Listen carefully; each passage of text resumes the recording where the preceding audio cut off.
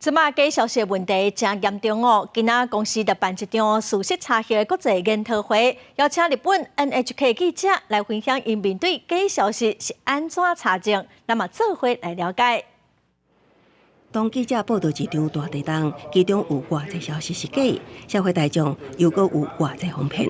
日本 NHK 记者伫台北举行的一场研讨会中，2024元旦日本能登半岛地震造成重大死伤。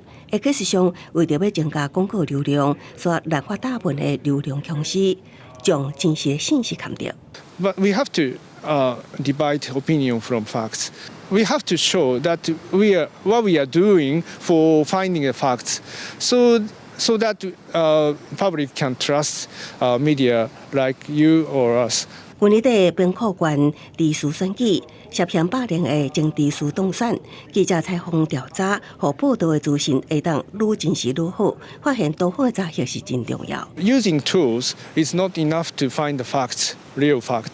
We have to investigate it. We investigate and maybe call to the experts and call to the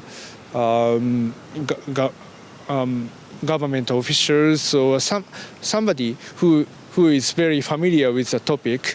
另外 ，AI 查核目前功能由原来优化，真侪信息真假辨识，由原主要专家学者亲自说明。当然，上重要也是媒体记者本身一直强化家己的专业能力。